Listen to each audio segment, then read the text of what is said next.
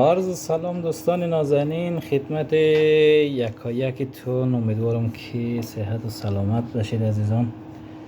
در این ماه بزرگ دیگه ما هم امروز برای شب تدارک دیدیم بالونی طبیعی درست می‌کنیم. گرچه در کشور ما خب زیادتر رواج بالونی مخصوصا در شهرهای بزرگ، ولیکن تا جایی که من اطلاع دارم بالونی رو زیادتر بین روغن پخته میکنه.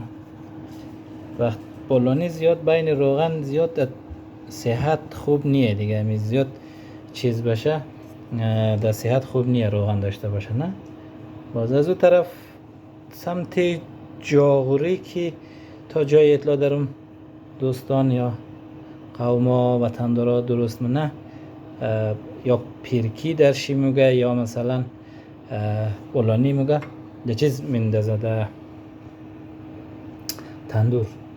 تندوری درست نه. باز ما هم البته چند وقت پخته کردیم طبیعی، مقصد با مایتابه کمی روغن میزدیم رویش، نه مثلی که در کابل پخته میشه بین روغن. برحال دیگه امروز کلن تغییر دادیم، نوعی دیگر امتحان کردیم که به نظرم عالیه.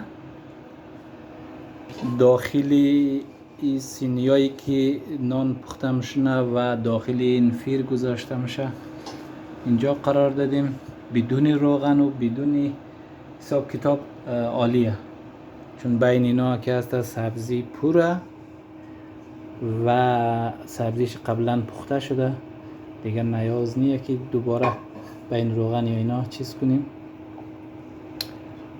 بپزیم. و می رقم رویشی بعضی یا ماسی میزنه یا مثلا شیری یا تخم مرغی. در این مدلی که ما درست کردیم البته. برحال اونایی که بین روغن پختم نه خب فرق نداره. و بین روغن مثل عام به قول معروف با سراغ بگم که ما در منطقه ما زیاد رواج داره، یا شرموگ میگه خجور نه، او رقمی زیاد مصرف روغن چی که هیچی باز در صحت دیگه زیاد جالب نیه دیگه. روغن مخصوصا به این دور زمان روغن نباتی همهش خودش دیگه یک نوع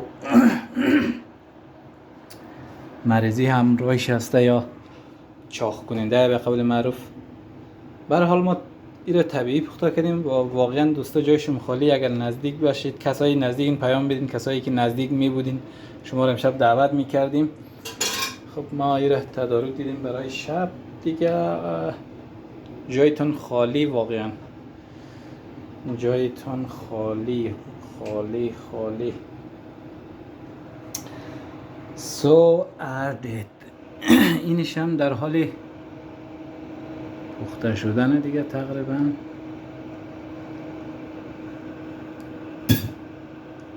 خب این آخریشه به نظر کن؟ آخریه؟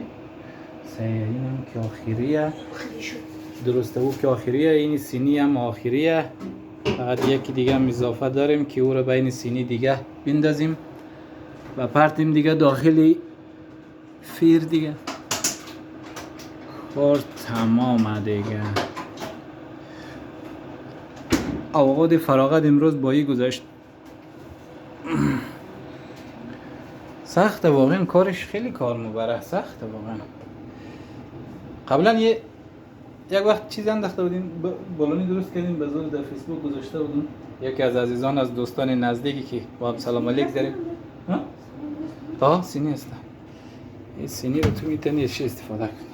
گذاشته بودم گفت من یادم نره. گفته بود آقا تو یعنی به قول معروف به قول ایرانی تو کدبانوی واسه خودت.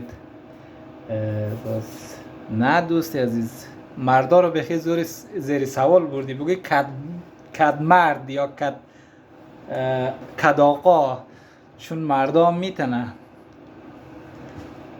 مردا حتما میتنه هر کاری را که بخواه انجام میدیه. تنها خانوما که واقعا دیگه قابل قدر کارش که حرفه‌ایه، ولی مردم میتونه از این حرفه‌ایگری استفاده کنه و میتونه بخواه میتونه انجام بده. خب اینم از این در حال پخته شدن هستی. سو ایرنا لورا برگردم دستمال من انداختم ونتلیتم اینه من الان دیگه دوستان ببینین ایره احتمال داره که این پخته شده باشه. بله عزیزان، این پخته که کسل کنید واقعا جایتون خالی، واقعا جایتون خالی. خب برو بیشتر پرتون سویا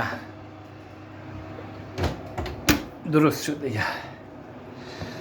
خب دوستان نازنین، جایتون واقعا خالیه و ایره امشب ما بدون شما میل میکنیم دیگه. جایتون خالی.